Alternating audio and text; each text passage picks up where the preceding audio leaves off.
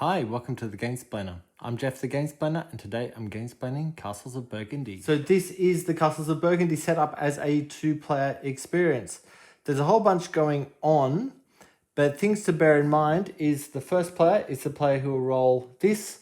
The order of players is dependent on the order of this stack, so whoever's at the top of that stack or whoever is furthest forward will be the first player, and we'll go down from there. Okay, this game is set up as a two-player game. If it were a three-player game, I'd have markers on the threes as well. If it were a four-player game, we'd be using the other side of the board, which has a few more spaces for each thing. So the way that the game works is on your turn, you'll have a couple of actions. So the very first thing that happens on each round is that the first pile of these get flipped out. These help you keep track of where in the game you're up to. So what's going to happen is there's 5 player turns within the first phase, and there are 5 phases within the whole game. So these keep track of where we're up to. So what happens is everyone at the same time rolls their dice. The white number is the number 6, which means that the first marker goes into the number 6 space. That's all the white die is used for. Then it will be blue's turn because blue is on top of that pile. And he can choose either of these die. He's going to use both of those dice to do stuff, but he could choose either die. So theoretically, let's say he uses the 1 to choose this, and it comes straight down into his storage space. That was one action. He's got another die. He could grab one of the things from the 3. Because that one was from the 1, he's used the 1 to do it.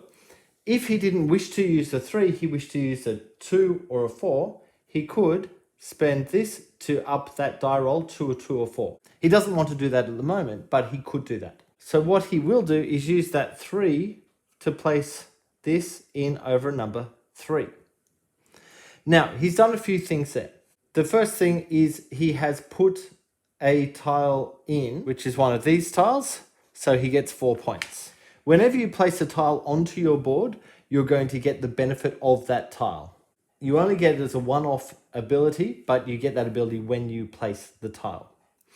The other thing that's happened is he has completely covered an area of that color. He could have put it here, but he'd then need to place 4 other elements to be able to score that area.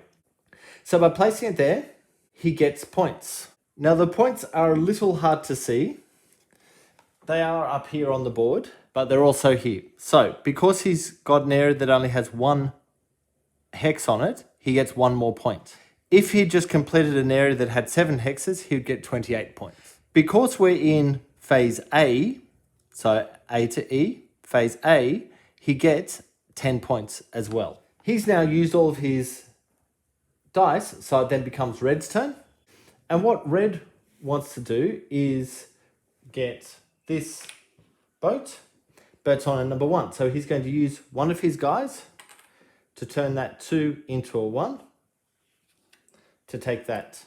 Then he's going to use the other 2 to place that boat onto his board. So what happens when you do that? You move forward on that track.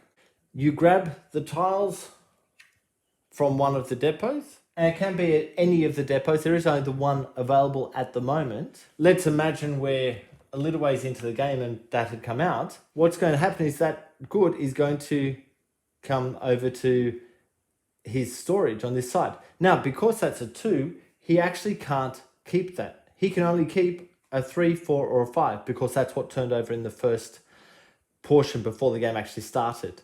So he would grab that one and put it on top of that pile. As soon as one player fills up an entire color, so if, say, blue is filled up, they would take this tile, this token. In a 2-player game, he would gain 5 points, 3-player 6 points, 4-player 7 points.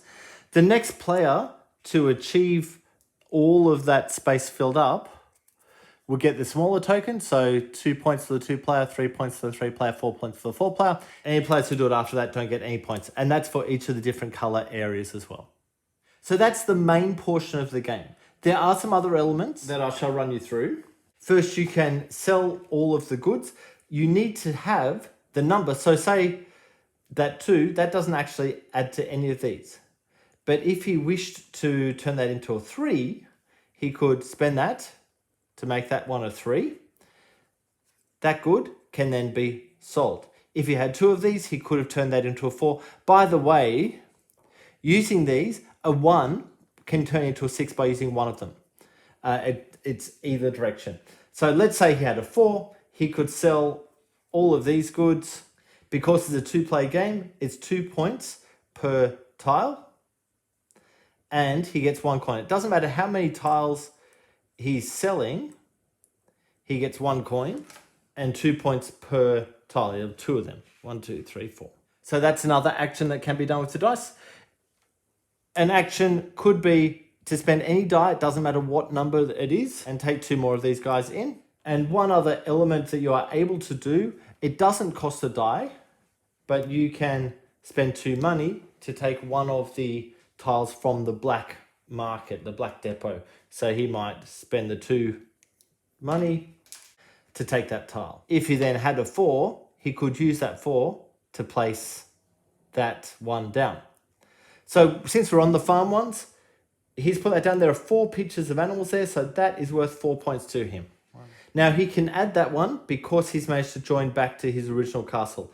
So you can't put a tile out here because it's not joined. You must join together with other tiles. Now, if this guy was able to pick up that tile, this is the same animal type. So when he adds that in, it doesn't matter if he adds it here or there. I mean, you need to have a different animal type there to be able to add there, but they don't need to be joined. They just need to be in the same field. If they're in the same field, you get to score the one you just placed plus the same animal again. So by putting that in, he would actually score 7 points. If he had a 5, he'd get that one, and a 4 would allow him to build that. This is the mine. So with the mine, they just sit there, but you're going to gain 1 money, 1 silver at the end of the round. So if you've got all 3 mines, you're gaining 3 silver each round. If he were to gain a yellow one and place it in, that has absolutely no effect on his play at the moment. All of the yellow tiles that you have at the end of the game, however, will give you points depending on what else is around there. So depending on what else you have on your board. There are a whole bunch of pages in the rules of what each of the yellow ones do. So I'm not going to run through them other than to say whenever you're looking at the yellow ones, make sure you look at the book to see what you're going to get the points for. And then it kind of pushes you in a direction to build towards something. If you add a castle, you get to do another action as if you had an extra die of any number that you choose. Then we come to the brown buildings. The brown buildings, there are many different versions of them. All of these tiles, by the way, are in expansion, so don't stress too much about them. But for the brown tiles, each of them does something slightly different. The action happens when you build the tile. If you don't have the ability to actually do the action, then you can still build the tile, but you don't get to do the action later.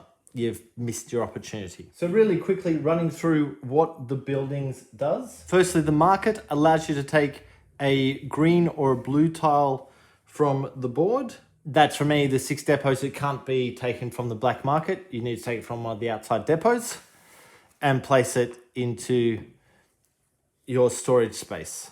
This one's the carpenter's workshop. It allows you to take a building of your choice. That's another one of this color from the outside areas, not the black market, and add it to your storage area on the board. This is the church. It allows you to add a mine, a castle, or a monastery to your storage area on the board. So that's the gray, yellow, or green area. So this is the castle, this is a mine, and the yellow ones are the monasteries. This one is the warehouse, which allows you to sell goods from here, and it doesn't matter on the number, you can sell it. So same rules as that actual selling that I was talking about before, but you don't have to have a die to do it. This one is the boarding house, which allows you to take 4 extra workers in. So these are the workers, so you get 4 of these tiles by placing that one. This is the bank, which allows you to pick up 2 extra silver coins, which are these ones. This is the town hall. When you build this, it allows you to build another building from your storage that you have. It doesn't matter on the color. And as previously discussed, this is the watchtower, which gives you 4 extra points. And that's kind of everything that goes into the game. There's a lot of different ways to play it. There's a lot of different things to push forward on, but that's the essence of the game. So at the end of the round, you receive 1 coin for each mine that you have built. There may also be a few of the yellow monuments that actually help you out at the end of the round. You need to have a look at the rulings for when they come up. Then you reset for another round, and resetting is clearing all of the tiles from on the board, not these. So once all 5 rounds have happened and we've finished all the placements of everything, we then clear the board of all tiles. That's all of the hex tiles. These ones remain in their location, so square ones stay, but all of the hex ones are taken off. Then we replenish each of the hexes as necessary from this pile. Then we take the stack of 5 goods and put them back out onto here to track the next phase. And then we go back to the rolling and keep playing. At game's end, each unsold good is worth a point. Each silver coin that you have left is worth a point. There's 1 point for every 2 worker chips that you haven't used.